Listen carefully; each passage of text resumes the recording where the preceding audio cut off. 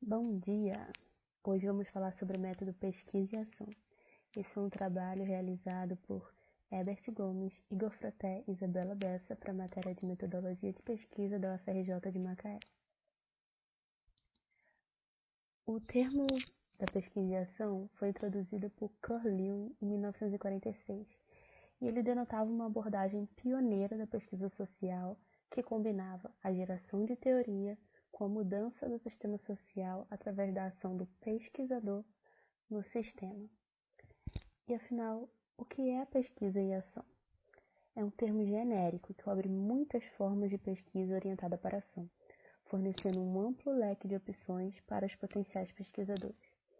É uma abordagem de pesquisa social aplicada na qual o pesquisador e o cliente colaboram no desenvolvimento de um diagnóstico e para a solução de um problema, por meio da qual as descobertas resultantes irão contribuir para a base de conhecimento de um domínio empírico particular. Uma questão frequentemente discutida é a diferença entre a pesquisa e ação e a pesquisa participante. Em toda pesquisa e ação, a participação colaborativa das pessoas implicadas nos problemas investigados é absolutamente necessária. No entanto, na pesquisa participante, é um tipo de pesquisa baseado numa metodologia de observação participante, na qual os pesquisadores estabelecem relações comunicativas com as pessoas da situação investigada, com o intuito de serem mais bem aceitos. E as principais características da pesquisa e ação são que ela deve ser participativa, simultânea com a ação, deve ter uma sequência de eventos e deve ter uma abordagem para a solução de problemas. Participativa. Os membros do sistema que está sendo estudado participam ativamente no processo cíclico. Tal participação contrasta com a pesquisa tradicional, onde os membros do sistema são objetos de estudo. É preciso que a ação dos membros do sistema seja não trivial, o que quer dizer uma ação problemática que merece ser investigada para ser elaborada e conduzida. Cabe aos pesquisadores desempenhar um papel ativo no equacionamento dos problemas, no acompanhamento e na avaliação das ações desencadeadas em função dos problemas. O observador é independente dos eventos observados, como, por exemplo, um torcedor em um estádio que possui uma visão geral de tudo o que acontece na partida, vendo coisas que nenhum jogador particular pode ver. Já o participante procura gerar um entendimento adequado da realidade social organizacional, entendendo seu trabalho e reproduzindo os significados do papel dos atores em termos de propósito e valores do ambiente da pesquisa. A pesquisação precisa ser simultânea com a ação. A meta é fazer a ação mais efetiva, enquanto simultaneamente é construído um corpo de conhecimento científico. E a tomada de ação deve ser feita após o planejamento da pesquisa. A pesquisação precisa conter uma sequência de eventos. Ela compreende ciclos iterativos de coleta de dados, realimentação desses dados, análise dos dados, planejamento das ações, tomada de ações, avaliação, levando para uma nova coleta de dados e assim por diante.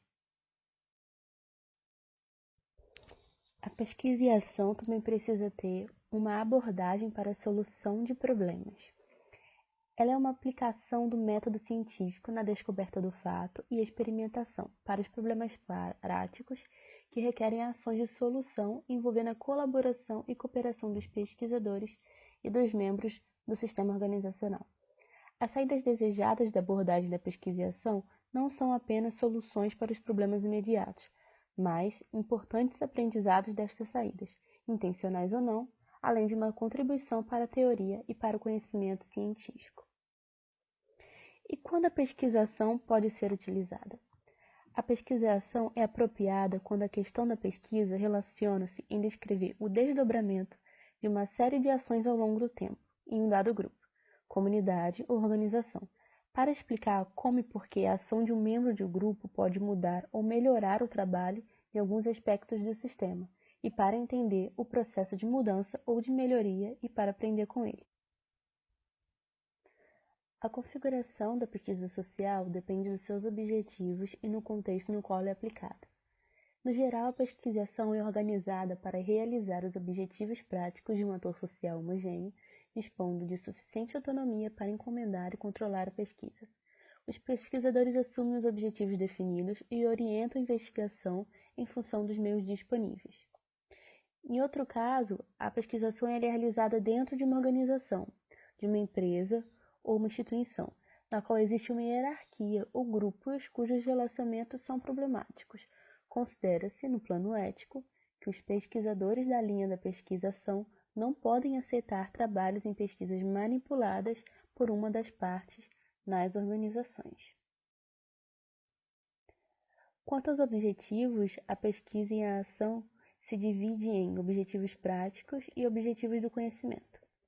Os objetivos práticos são que ela precisa contribuir para o melhor equacionamento possível do problema considerado como central da pesquisa, com o levantamento de soluções e proposta de ações correspondentes às soluções encontradas para auxiliar o agente na sua atividade transformadora da situação.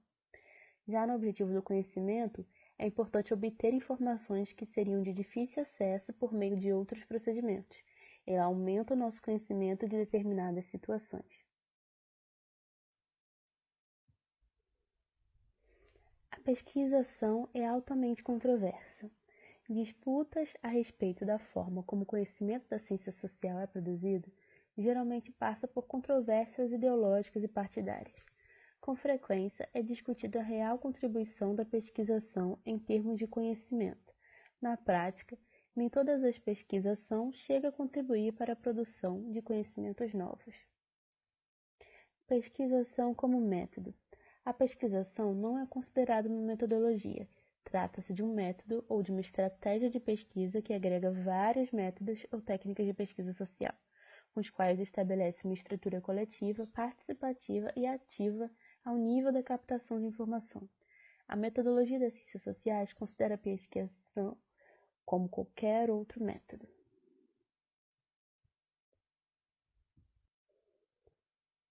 Seja como for, podemos considerar que no desenvolvimento da pesquisação, os pesquisadores recorrem a métodos e técnicas de grupos para lidar com a dimensão coletiva e interativa da investigação e também técnicas de registro, de processamento e disposição de resultados. Em certos casos, os convencionais questionários, as técnicas de entrevista individual são utilizados como meio de informação complementar. Também a documentação disponível é levantada. Em certos momentos da investigação, recorre-se igualmente a outros tipos de técnicas, como diagnóstico de situação, resoluções de problema, mapeamento de representações. Na parte informativa da investigação, técnicas didáticas e técnicas de divulgação ou de comunicação, inclusive audiovisual, também fazem parte dos recursos mobilizados para o desenvolvimento da pesquisação. Outra questão a ser considerada é aquela no qual muitos autores consideram que para a pesquisação não se aplica o tradicional esquema de formulação de hipóteses, coleta de dados e comprovação ou refutação das hipóteses. Pode-se considerar que a pesquisação opera a partir de determinadas instruções ou diretrizes relativas ao modo de encarar os problemas identificados na situação investigada e relativo aos modos de ação. Essas diretrizes possuem um caráter menos rígido do que as hipóteses, porém desempenham uma função semelhante. A substituição das hipóteses por diretrizes não implica que a forma de raciocínio hipotética seja dispensável no decorrer da pesquisa. Trata-se de definir problemas de conhecimento ou de ação cujas possíveis soluções no primeiro momento são consideradas como suposições, quase hipóteses, e no segundo momento, objetos de verificação, discriminação e comprovação em função das situações constatadas.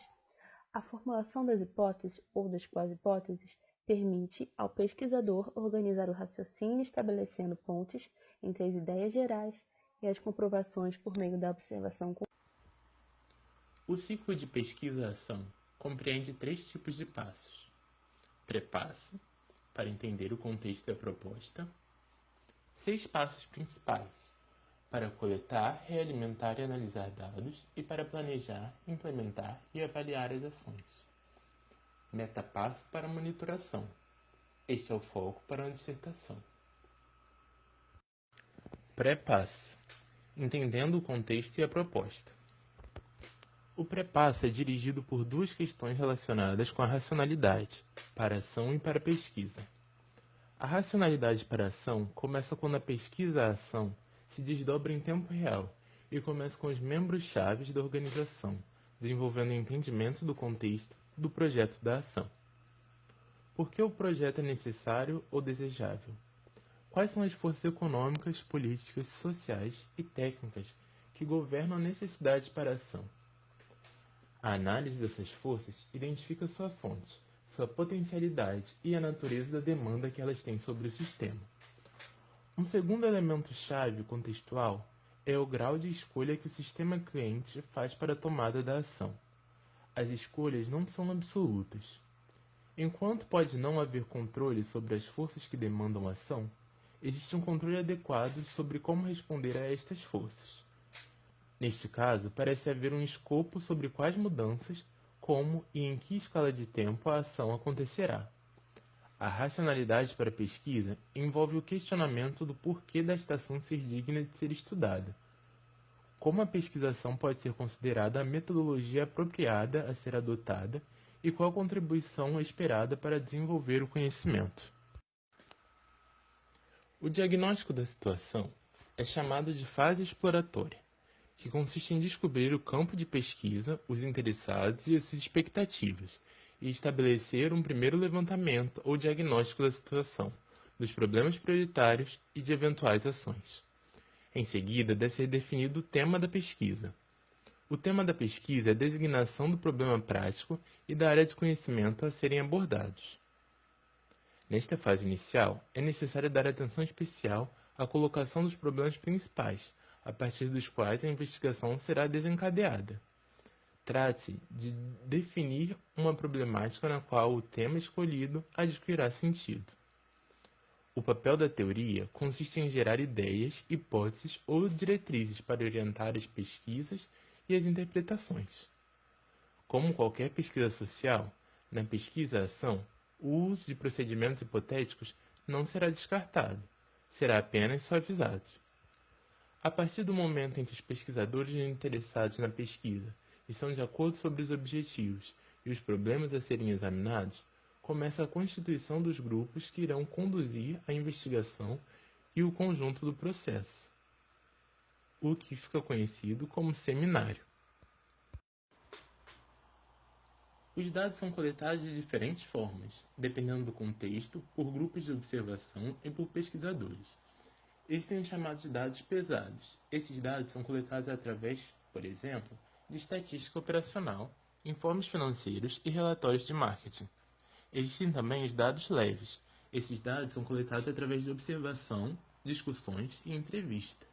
A suposta leveza reside no fato de que esses dados são baseados na percepção e pode ser difícil de interpretar a sua validade. As principais técnicas utilizadas são a entrevista coletiva nos locais de trabalho e a entrevista individual, aplicada de modo aprofundado. Ao lado dessas técnicas também são utilizados questionários convencionais, que são aplicáveis em maior escala. No que diz respeito à informação já existente, diversas técnicas documentais permitem resgatar e analisar o conteúdo de arquivos ou de jornais. Realimentação dos dados. O pesquisador recolhe os dados coletados e os realimenta para o sistema cliente, com uma conotação para torná-lo disponível para análise. Algumas vezes, o pesquisador coleta os dados e faz o relatório. Outras vezes, a própria organização coleta os dados e o pesquisador facilita ou participa nas reuniões de realimentação. Análise dos dados. O aspecto crítico da análise de dados na pesquisa-ação é que ela é colaborativa. Tanto o pesquisador quanto os membros do sistema cliente, por exemplo, o time de gerentes, um grupo de clientes, fazem-na juntos. Esta abordagem colaborativa é baseada na suposição de que os clientes conhecem melhor a sua empresa, sabem o que irá funcionar e, principalmente, serão aqueles que irão implementar e seguir as ações a serem implementadas. Portanto, seu envolvimento na análise é crucial. Os critérios e ferramentas para análise precisam ser discutidos e, em última instância, necessitam ser diretamente ligados ao propósito da pesquisa e no âmago das intervenções. Planejamento da ação. Posteriormente às análises, a ação é planejada. O pesquisador e os membros da organização decidem quem faz o quê e um prazo adequado. Algumas questões-chave surgem. O que precisa mudar? Em que parte da organização? Que tipo de mudanças são necessárias? Que tipo de apoio é necessário? Como é o compromisso a ser formado? Qual é a resistência a ser gerenciada? Essas questões são críticas e necessitam ser respondidas como parte do plano de mudança. Implementação e avaliação. O cliente implementa a ação planejada. A ação corresponde ao que precisa ser feito ou transformado para realizar a solução de um determinado problema. Esta tarefa envolve realizar as mudanças desejadas e seguir os planos de forma colaborativa com relevantes membros-chave da organização. A avaliação envolve uma reflexão sobre os resultados da ação, tanto intencionais quanto não intencionais. Uma revisão do processo para que o próximo ciclo de planejamento e ação possa beneficiar-se do ciclo completado. A avaliação é a chave para o aprendizado. Sem ela, as ações são implementadas ao acaso, independente de sucesso ou fracasso, e os erros se proliferam, gerando um aumento da ineficácia e da frustração. Meta-passo. Monitoramento. O monitoramento é um meta-passo que ocorre em todos os ciclos. Cada ciclo de pesquisa-ação conduz a um novo ciclo, e então planejamento, implementação e avaliação contínuos acontecem ao longo do tempo. Portanto, a oportunidade para aprendizagem contínua existe. Pode ser útil perceber que os ciclos de coleta, realimentação, análise de dados, planejamento das ações, tomada das ações e avaliação ocorrem periodicamente, na medida que ações particulares são planejadas e implementadas. Alguns ciclos podem se referir a eventos específicos em um ciclo de curto período. Outros podem ser simultâneos e ao longo de um ciclo de tempo maior. Certamente, o papel do projeto de pesquisa-ação deve ser um ciclo maior que envolve diversos outros ciclos menores. Idealmente, aqueles envolvidos nos ciclos de pesquisa-ação estão continuamente monitorando cada um dos 6 passos principais, investigando o que está acontecendo, como esses passos estão sendo conduzidos e quais suposições subjacentes são operativas. Enquanto os funcionários da organização estudada focam os resultados práticos, o pesquisador não está apenas interessado em como o projeto está funcionando, mas está também monitorando o processo de aprendizagem e inquirindo na investigação. Pois bem, trataremos agora sobre como escrever um relatório de pesquisação. Existem algumas convenções pré-estabelecidas para escrever esse relatório. Essas são: propósito e racionalidade da pesquisa, contexto, metodologia e métodos de investigação, conteúdo e resultados. Temos também a autorreflexão e aprendizagem do pesquisador, reflexão sobre o conteúdo sobre a luz da experiência e da teoria, extrapolação para um contexto mais amplo e a articulação de um conhecimento utilizável. Ou seja, você pode utilizar esses tópicos citados anteriormente de diferentes maneiras. Pode fazer um capítulo para cada um deles, ou também englobá-los de outra forma. O importante é tratá-las com formalismo. Para Coughlin e Coughlin, 2002, os projetos de pesquisação são específicos e não visam a criação de conhecimento universal. Ele cita alguns tópicos.